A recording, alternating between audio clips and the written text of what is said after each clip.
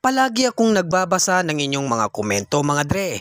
At ang isa sa madalas na request ay itampok namin dito sa Rai TV ang batang madalas na kasama ni The King, FPJ, sa kanyang mga pelikula. Halina't samahan niyo akong makipagkwentuhan kay Ginoong Alan Garcia. Kumusta kayo mga dre?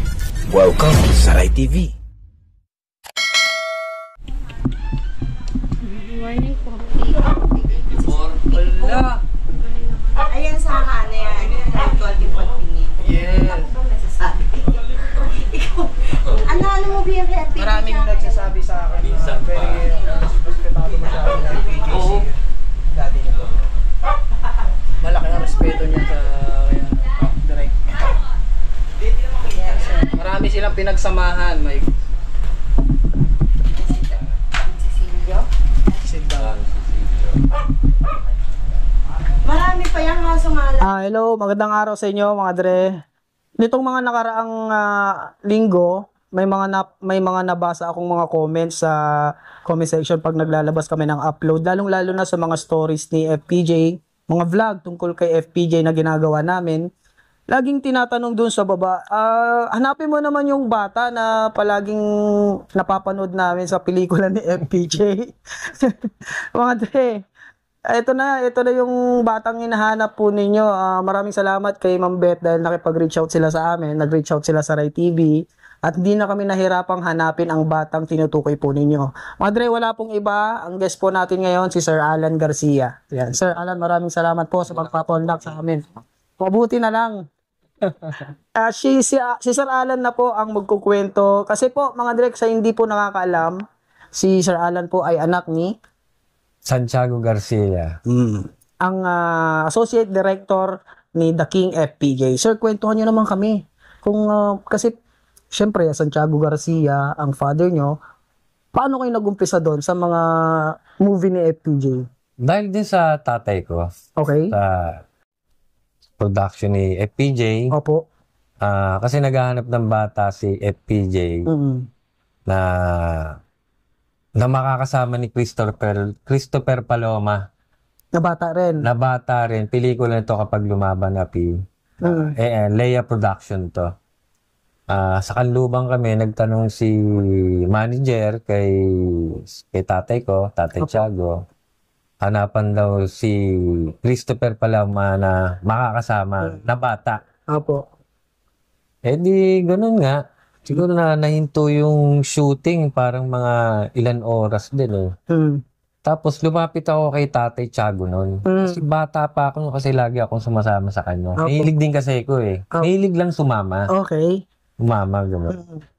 Lagi nga silang mag-asama, nakaupo. Nung lumapit ako, sabi ni FPJ kay Tatay, Tiag, sino siya? Ay, Jer, anak ko nga pala to. Oh, di ba nag-aaral yan? Sabi ni FPJ. Di Jer, walang pasok, kaya sumama muna. Opo. Yung pinahanap kong bata, di, anak mo na lang, ba't pa tayo maghahanap ng iba? Tama. Ang gulat ko yung tatay. Sige naman po. Hindi ako lumalabas din wala talaga Wala pang idea. Oo, wala pa akong idea. Hindi ka sumasama-sama lang kayo sa father. Tsaka nakikita ko kung paano acting. Kaya yun na, nagkaroon na nga kasama si Christopher Paloma. Eksena, yung Land Cruiser ni Miguel Rodriguez, parang hinanting siya dun sa Kanlubang. Ang movie is Kapag lumaban ng api. 1980 yata yun. Wala pa ako na. Yun, Okay, yung dalawa. Paano kayo dyan?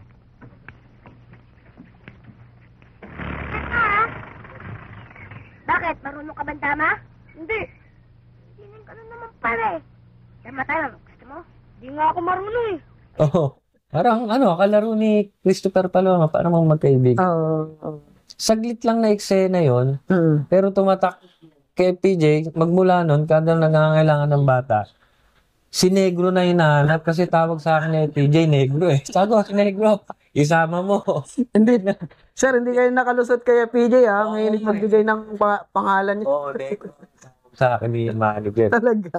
Kahit off-cam, tawag sa akin, Negro. Okay. Okay, from then on, may... Yun, dire-diretso na yung ano, kada may lalabas na bata, hindi naman kalakihan doon. Ako na yung inaano ni FPJ, tinatawag. Dahil din kay tatay ko. Yan. Sige sir, since naumpisa na natin doon sa may eksena, ikwento nyo yung ibang eksena sa amin bago tayo pumunta sa father nyo. Ano pa po ba yung mga movie na kinabilangan nyo with FPJ sir? Naaalala nyo pa po ba? Meron yung ano, kahit konting pagtingin, part 1, Viva Films. Kasi may part 2 yun, yung minsan pa eh. Yes. O kahit konting pagtingin part. Pero sa part 2 wala na ako, yung kahit konting pagtingin. Part 1 lang. Part 1 lang. Anong eksena yun sir? Ano yun, kantahan yun, doon sa Eskinita sa may Blooming Treat. Yung kantahan Oh, yung part. kumanta sa FPJ na kumusta ka, tapos si Shaq, Tata Dance. si Mang Densyo, tapos si Banji Labalan. Ang una kumanta ron si Sir pala. Densyo, tapos sunod si Banji, pangatlo ako, pangapat si Sharon, panglima si Okay. Jay. Hello po.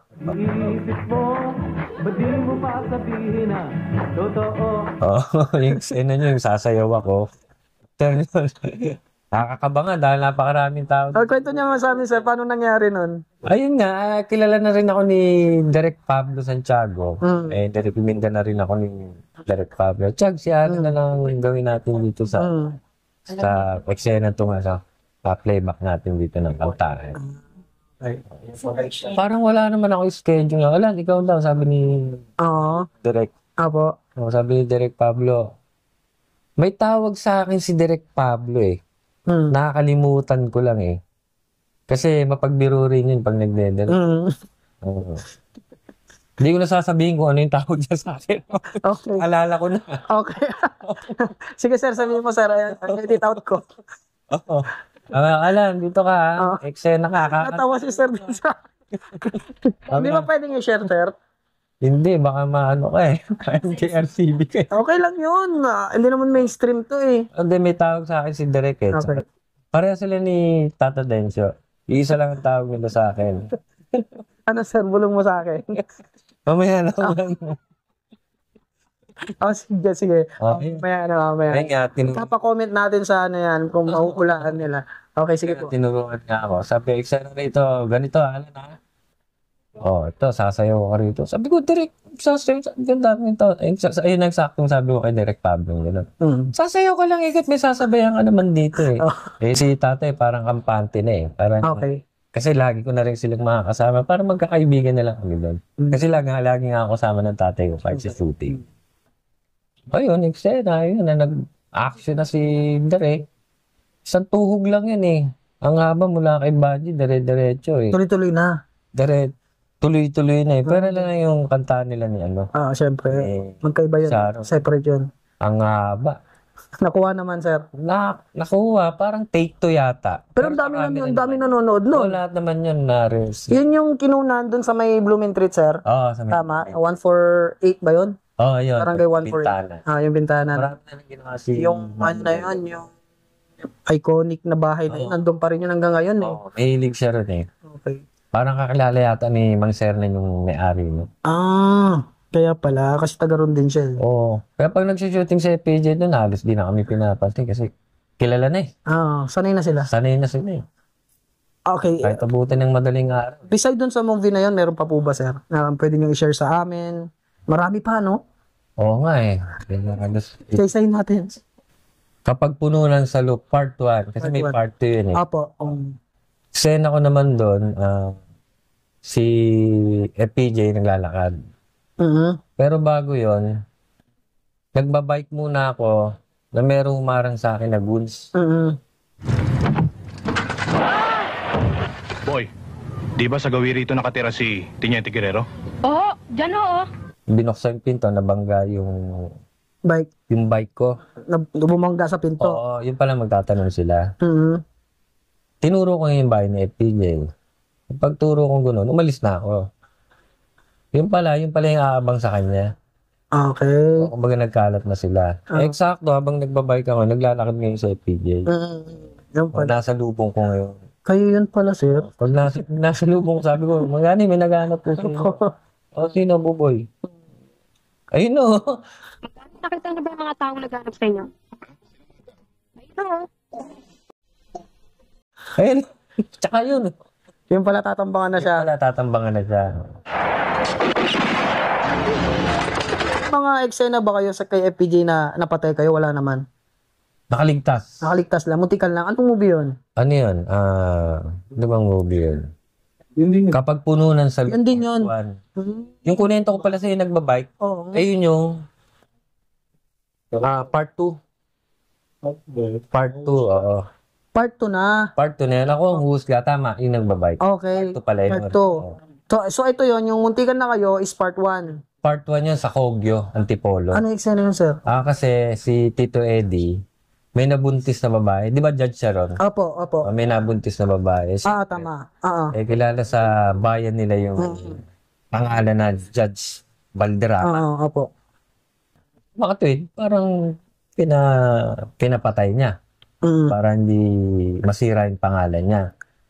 Ngayon, yung hinagis yung babae, si Gwen Calmares yung babae. Witness kayo dun. Witness ako yun. Okay, na-record ko na. Sa Quezon City yun. Opo. Sa tulay, di ba Sa po? tulay ng Santo Domingo. Basta tulay, ng gano'n, Quezon City. Group yan! Bisa nyo!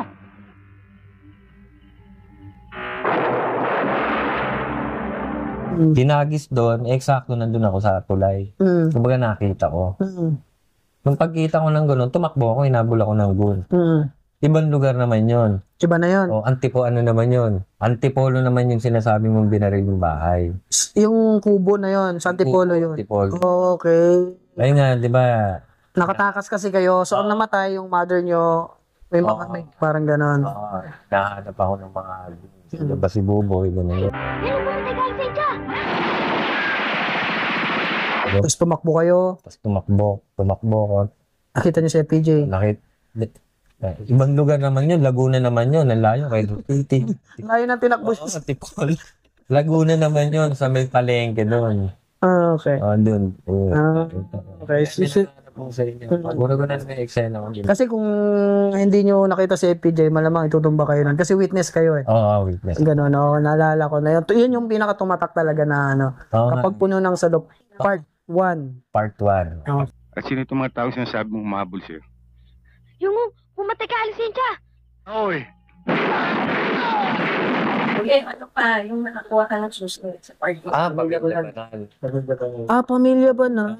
Yesa naman yung pinatay. Dran Reb naman. Tapos pinatay anak niya. Pinatay sa kotse. Ngayon, pagpatay sa kotse, nahulog yung kitchen. Susi niya. Sa Green Hills kami yun.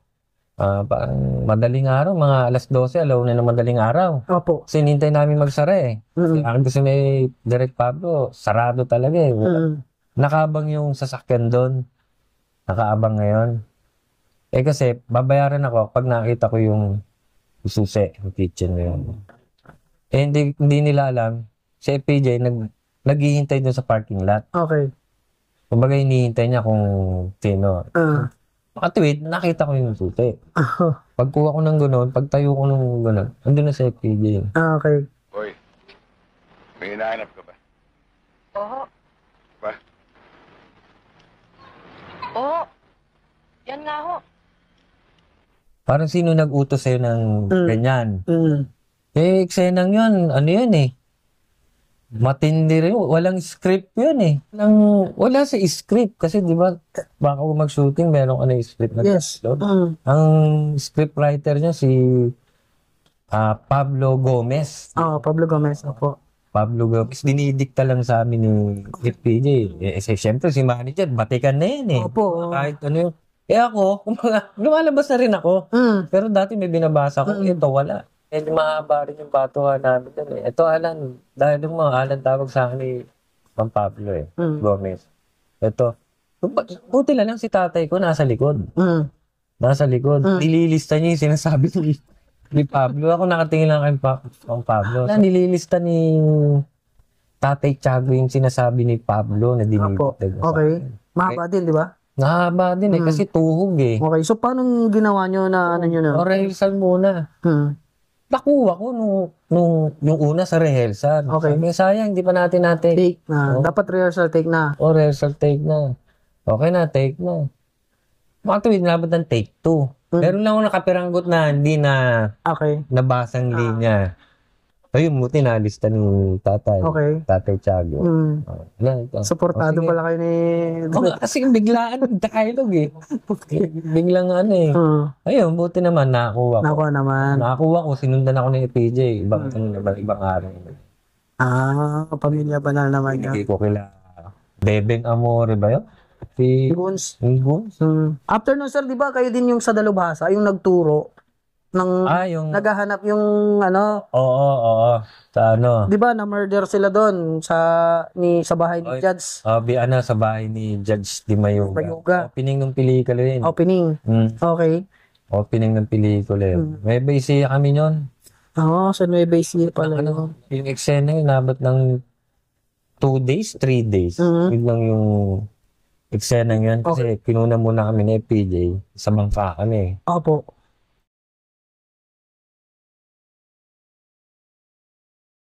Sa Bangka Malayo naman. Ayun, lakad kami. Doling ginamit, paangat. Sa isang linggo. Tuloy ba yun? Sigurado yun. Paano? Humberto, may naghahanap po sila. Mambeto? Oh, Simon, bakit? May kailangan po sila. Sir yun. Si Sir yun. Gano'n ba? Hindi ko sa amin mga ganun patayan. Opo, kila Ray Comia. Si Jimmy Reyes. Jimmy Reyes, Ray Comia, Robert Miller. Sila yun. Hindi isa yung sabi, Ray Comia ba yan? Yung paano yan, kasama din ako. Namatay tuloy siya.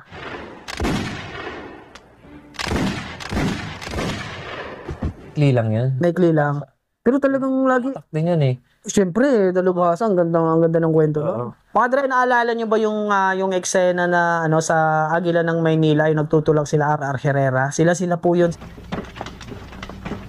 Sabi ko sa'yo, Pepe, huwag na natin kunin eh. Eksena namin doon gabi. Gabi nga. Laging gabi. Ang isa lang eksena namin sa araw, yung sa restaurant lang. Eskolta kami yun. Yung pansiteria? Oo, eskolta kami yun. Okay. Nakalimutan ko na kung yung street. Yun yung sir, no? Yung ano nga po yung ginawa nyo doon na eksena? Nakita namin si FPJ na binugbog. Matuwid, yun na naman. Nilagay namin sa kariton. Tinago namin. Dinala namin sa bahay nila Lito Ansures pa noon. Tapos nila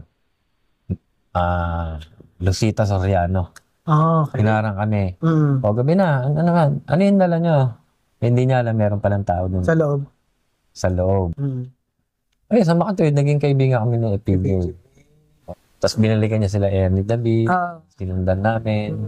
Maganda rin naman yung sena namin. Medyo mahaba. Halos lahat naman ng movie ni FPJ, blockbuster, sir. Kaya bawat eksena talagang inuulit-ulit pa ng tao ngayon. Kaya nare-recall talaga nila yung mga eksena. Yung batas ng 45, ganun din, mga batang basurero uli. May kasama namin si Mang Berting Labra naman yun. Parang pinapaamin ni Mang Berting si Mang Rene Hawkins. Oo. Kung sino, parang ituro kay PJ, kung sino, parang torture rin ni Mang Berting. Ayaw talagang umamin. Kinuha sabi niya, Alan, kunin mo yung sangkalan ba? Ayun, tama. Parang ginunon yung kamay, ni Mang Rene, kaya iitakin niya. Takot. Kasi umamin na siya kay PJ. Naalala ko na yun. Natako si Mang Rene Hawkins. I'm sure marami din sa inyo ang hindi nakakaalam na ang father ni Sir Alan, which is si Direk Santiago Garcia at Manoy Eddie Garcia ay magkapatid po. Ayan, sa mga hindi po nakakaalam, magkapatid po sila. Huwag kalimutan mag-subscribe. Paalam.